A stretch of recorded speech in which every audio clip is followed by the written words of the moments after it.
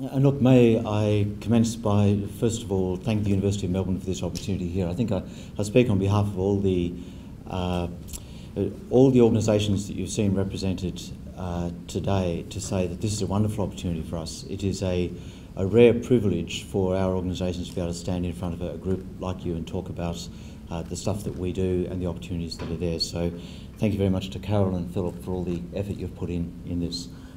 I've got 2 slides only because we need to get on to the next session. To be honest, most of the material about scholarships has already been covered here tonight by the preceding outstanding speakers. These scholarships that you've seen are for people who are looking to progress onto postgraduate study and are looking for assistance to do that. And there is an extraordinary range of such scholarships available. I think you've got pretty good details on what they are and how to apply for them and how to go through the process. So I'm just going to focus on 2 things. The first is what's different about the John Monash scholarships, and that can be summarised in a nutshell.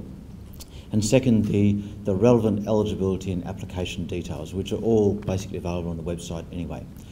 The scholarships that we represent are a uniquely Australian set of scholarships.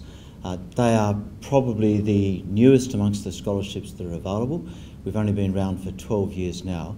And we are focused on taking Australians, giving them an outstanding international opportunity which is both educational and cultural and also develops their leadership aspirations, and then bring them back to Australia to make a difference to this place.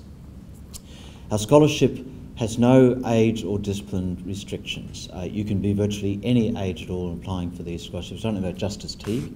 That would have been an interesting one for us indeed. But there are no disciplinary restrictions at all. They are tenable at any university around the world. One of the really exciting things about modern education is that the opportunities available in almost any country are now unparalleled. We are looking for leaders who can serve Australia in a global society. We believe that Australia faces significant challenges going forward, and that the people who will address those challenges are not the grey-haired old people like myself, but the people who are sitting in front of me today, the young people who will be leaders of our society over the next 20 to 30 years. So we allow the scholars who are selected the flexibility to choose any course in any university in any country around the world. The people we elect and bring back are people who are very like those you've seen lauded in front of you today. And I'll finish up in a minute by talking about some of the examples we have for those. The bare details about who can apply and that. Basically, just about anyone in this room is eligible to apply for a scholarship, and many of those who are your friends and colleagues are also very much available to apply for this. You must be Australian citizens.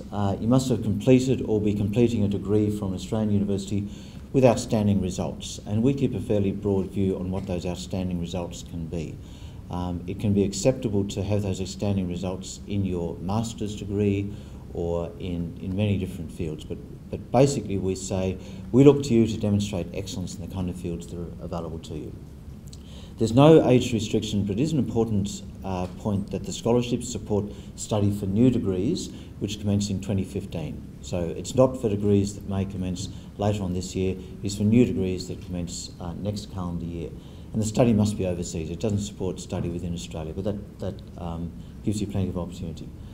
They're offered for postgraduate study only, so master's and PhD study, and our economic proposition is fairly simple. It is $60,000 per year for up to 3 years of study, and you basically spend that how you want. So a significant portion of that may be taken with tuition fees, some of it may be with travel, with conferences, living expenses, whatever it may be. It's at your discretion. And the final thing is that the applications have already opened. They opened on Monday. They close on the 13th of August, so you've got about 4 months in which to prepare and submit those applications. And our organisation, our scholarship base is dedicated to helping you get there. So we are available to support you in your discussions around this. We're available both online and by telephone. We can meet people who are there. Melbourne University actually provides the most applications we get each year, and we have elected the largest proportion of our scholars are indeed from this particular university. I'm going to finish up by talking about just 3 of the people who have been elected to take our scholarships from this university. The first is the young woman who appeared in the slide back. No, actually isn't. Lara Olsen. Lara Olsen is the person I was going to talk about. She is an engineer from the University of Melbourne.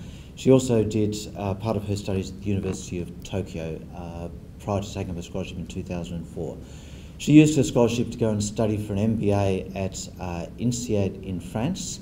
She then lived and worked in England for a number of years, has come back, and she is essentially an entrepreneur. She does start-up energy technology companies, but she also plays a role in energy policy. She is, at this moment, the head of strategy for ARENA, the Australian Renewable Energy Agency.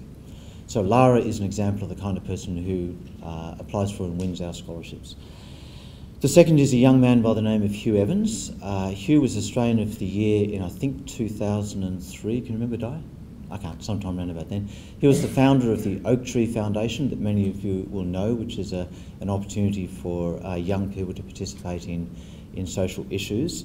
He won our scholarship to go and study for a Masters in International Relations at Cambridge University, and has now moved on to become the CEO of the Global Poverty Project in New York. And he's an outstanding young man and playing a role in Australian leadership overseas. And the third is a person who I'm delighted is here tonight, Dr. Bridget Vincent. You may put up your hand. She's very, very humble and modest, but Bridget Vincent is one of the scholars of which we are immensely proud.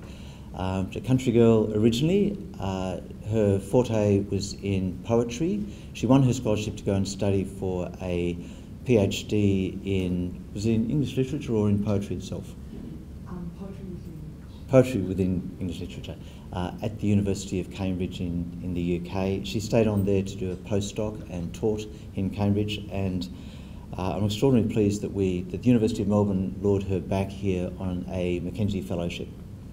And I guess Bridget is also an example of how people continue to contribute in their leadership field, because Bridget led what I think was one of the most exciting initiatives in Australia over the last year or so, which is the Australian Youth Humanities Forum, which was held in January this year, hosted by this university, and is playing a very active role in bringing young people through into the humanities and inspiring them about the careers that are there.